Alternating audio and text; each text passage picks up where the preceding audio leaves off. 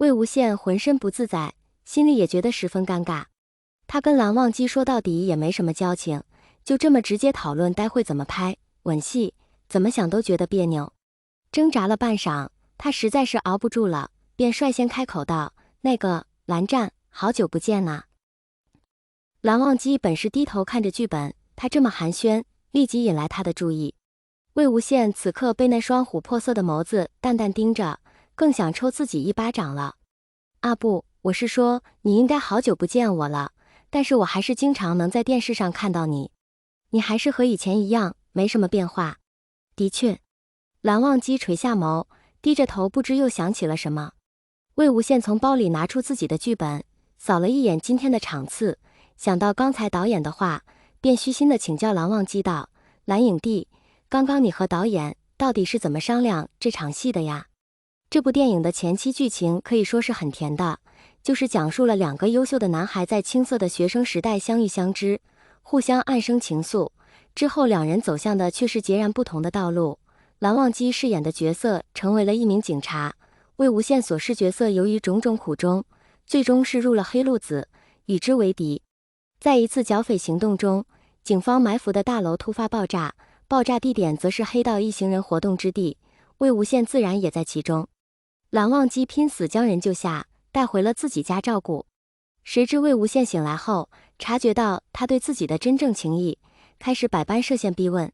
在两人滚上床之前，就有这么一段魏无羡主动的蜻蜓点水般的吻戏。由于这场戏在剧情中途，角色情感其实是相当难以把握的。况且魏无羡昨天拍的还是前期剧情中自己的部分，跨度突然如此大，他不免也觉得有些棘手。先对一遍台词。蓝忘机清冷的声音将魏无羡从忧虑中拉回来，他如梦初醒般的点点头，在心里快速默背了一遍台词后，站到他面前。蓝警官，你明知我还有一句。啊，抱歉，你先。时候不早了，快去休息吧。呵，蓝警官，你明知你我是敌非友，为何还要救我回来？是因为魏无羡象征性的往前凑了下，全当是吻戏部分，接着笑道：还是别的什么？蓝忘机本来是应该接一句词的，可他看到魏无羡，还是微失了神，这样的笑容以往只能在他的一部戏中看到为数不多的几次。蓝忘机想多看几次时，就会把片段截出来反复回放。蓝影帝。魏无羡等了好一会都没等到他接词，便伸出手在他眼前挥了挥。在蓝忘机回神后低声道抱歉时，导演也拿着喇叭让各部门准备。魏无羡松松垮垮地系着浴袍，缓步走向沙发上坐着的那人。后者抬起眼看他，道：时候不早了，快去休息吧。魏无羡却并没有一眼转身，而是勾唇一笑，走到他面前，缓缓说道：蓝警官，你明知你我是敌非友，为何还要救我回来？是因为魏无羡顿时有些紧张，他能清楚地感觉到自己的心脏在疯狂跳动着。不过极佳的专业素质让他面上并无异常。他照着剧本轻轻勾起嘴角，在蓝忘机面前半蹲下来，略微凌乱的呼吸靠近蓝忘机，那人温暖的唇轻柔地印在他唇上，又快速离开。魏无羡朝他眨眼，接着道：还是因为别的什么？咔咔咔，导演扯着嗓子喊着，拿过一旁的大喇叭，提醒魏无羡道：无羡，现在的剧情已经进行到中期了，你不能再按照昨天那样演。你亲人太青涩了，你们俩现在已经不在青春期了，明白了吗？哦，我知道了，抱歉呐，导演。魏无羡回头朝导演道了歉，再回来看向蓝忘机时，心里不免更觉得歉疚。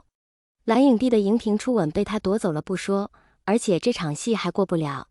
抱歉呐，蓝影帝，我不是故意的。这要是个女演员摊上这样的剧本，铁定会被认为是故意想吃豆腐了。无事。蓝忘机摇摇头，轻轻握住他的手，你手心都出汗了，不必紧张的。许是蓝忘机的话语给了他莫名的安心感，魏无羡心里的不适应消减了一些。他回头问导演，从哪里开始？前面的还不错，就从因为什么那里开始。魏无羡站在原地，深呼吸一口气，集中全部精力等着导演喊开始。各部门准备哈，再来一条。第三次两人完成的很好，可即便是这样，为了保险起见，导演还是让两人再拍了一条作为备用，这条戏才算是真正完成了。魏无羡如释重负地呼出一口气，对着蓝忘机轻轻鞠了一躬，道：“谢谢蓝影帝。”又对着导演和摄制组的工作人员道了谢，说了声辛苦了，这才回化妆间换衣服。这敞开的浴袍穿久了，确实感觉有些凉了。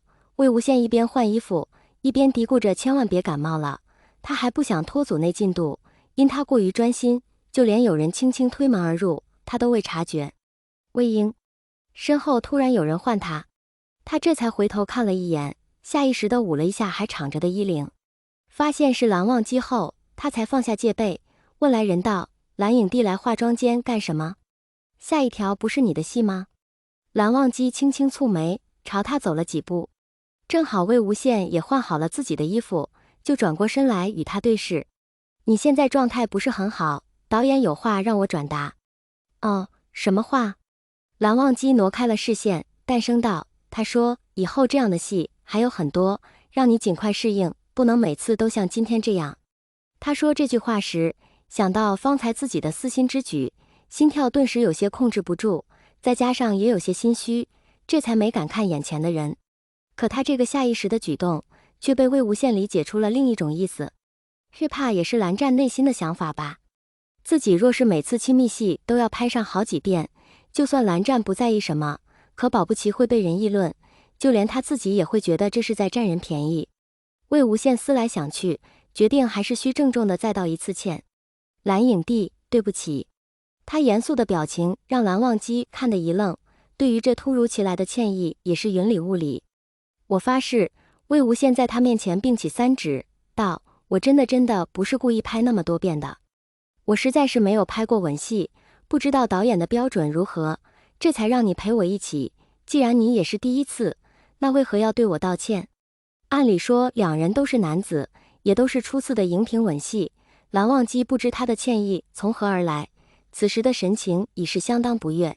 可在魏无羡看来，他仍然是万年不变的冰山脸，于是接着说道：“那不一样啊，你那么多人喜欢，是那么多少女心中的男神，要是让他们知道了，我可就小命不保了。况且我又没有喜欢的人，吻戏对我来说无所谓，可你，我……”蓝忘机挑眉反问：“我如何？”魏无羡不自觉地后退一步，似乎是被他沉下的表情吓到了。“你别这么看我，我也是听说的。他们不是都说大影帝蓝忘机是因为早有心仪之人，才不拍任何亲密戏的吗？”这个说法确实已经在圈内外传开了，除了粉丝，几乎所有人都坚信其真实性。魏无羡见对方没有回答，一鼓作气把自己心里的想法全说出来，若是能谈开了，以后也能少些误会。